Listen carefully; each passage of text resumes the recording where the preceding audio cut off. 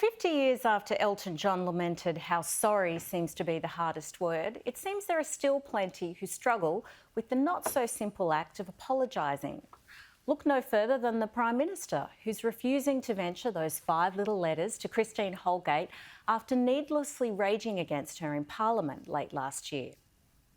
Despite the federal government's own investigation, having since found the former Australia Post CEO had done nothing wrong in gifting executives with those now infamous Cartier watches, and despite Holgate now revealing she felt humiliated by what she felt was bullying, Scott Morrison's made it clear he does not intend to apologise. While admitting he regrets that she was hurt by his words, according to the PM, acknowledging distress has been caused is appropriate, is as far as he should go, which, as far as apology semantics go, is on par with the "I'm sorry you feel that way, I'm sorry if you took offence" breed of non-apologies. Now, few among us would be unfamiliar with the hurt pride that can act as a barrier to saying sorry, even when we know we're in the wrong. But that struggle is precisely what makes a sincere apology so powerful. If it was easy, then it wouldn't mean so much. So while I'm a fan of John Cleese, it was disappointing to see him go after the wrong target in his latest foray into the cancel culture wars. The British comedian set his sights on American actor Hank Azaria after he apologised to Indian Americans for contributing to racial stereotyping by voicing the character of Apu on The Simpsons for 20 years. Now, as you might expect, many rolled their eyes at this, including Cleese, who promptly issued a mock apology to the white English people Monty Python made fun of. It went down a treat, of course, but it's a shame Cleese missed the real issue on this occasion, which actually wasn't about wokeism so much as it was about the nuance and the soul-searching in Azaria's mea culpa. Admitting that he'd long resisted any accountability because there were only good intentions behind his portrayal of Apu, he admits his first reaction to hearing he'd unwittingly caused offence was to get upset and defensive. You don't need to agree with Azaria to acknowledge that his no-strings-attached apology took genuine courage and self-reflection.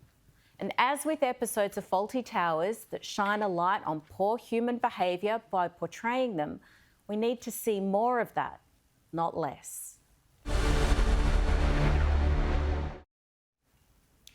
Carolee, have you been following this issue and what do you think about the apology? Is it a dying art? Oh, look, Sarah, we're on opposite ends of the nation tonight, and I think we're on opposite ends with this.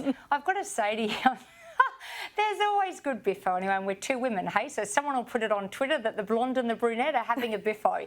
No, look, what I've got to say is and I can say that being a woman, can't I? So I take full responsibility. Look, I do think that this is wokeism, and I do think that there is some reason as to why Hank Azaria is doing it now. Something is evidently going to come out, and he's being proactive because he doesn't want to be cancelled out.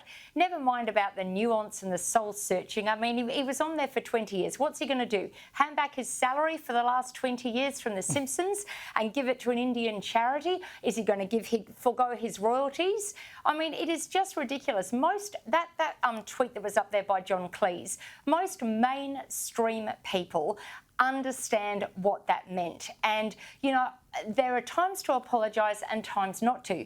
I mean, I have Greek heritage through marriage. Well, everybody that's ever watched Acropolis Now, or My Big Fat Greek Wedding, or My Big Fat Greek Wedding 2, or eaten some Greek food and had a giggle, are they going to give an apology to all the Greek people? Don't be ridiculous. People have got to learn to laugh at themselves. And really, Hank Azaria, this, you know, apologising and stuff on things, it's been around forever. Why now? I am firmly with John Cleese. I just think he has called it out for what it is. There's something else going on, and it's absolutely ridiculous. It's stupid. Well, Carolee, as you say, we are not only on opposite ends of the country, we're on opposite ends of this debate. But let me just say, as a woman, you're absolutely fully entitled to disagree with me. And I think, isn't that the definition of equality, that we can absolutely disagree without feeling that we need to let our gender dictate our views. Caleb, can I ask you your views on this? Obviously, Carolee there, like I say, I support John Cleese on this issue generally. Last year when the BBC pulled an episode of faulty towers from one of its streaming platforms. He called it out. It was reinstated. I think he was absolutely on the right side there, and I don't have much tolerance for this sort of cultural revisionism, and in fact I've discussed that at length on this show. But my issue tonight is really about apology, and I think if you were a person that was reluctant to fess up to something, you might take comfort from Carolee's words there. What do you think about this? And can I specifically ask you what you thought about Scott Morrison and his refusal to apologise to Christine Holgate? Look, I think Morrison made a decision and decided he was going to stick to it. And people in politics are reticent to apologise for anything, particularly when they've mucked something up. Now, you can argue the toss over whether he buggered it up on Christine Holgate. To some degree, I think he did, but also she was in a very highly paid job. You live and die by the sword. If the boss says you've got to go, you've got to go. That's just how things work.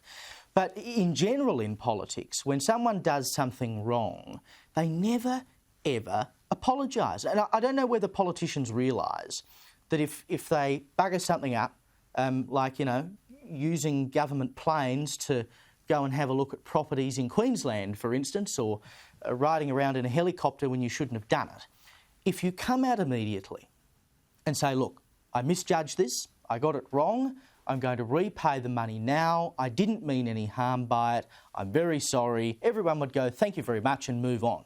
Instead, what you get is people digging their heels in every time they come into trouble, which only makes the issue worse, and then it eventually, results in a scalp or something like this. Sports rorts is another example.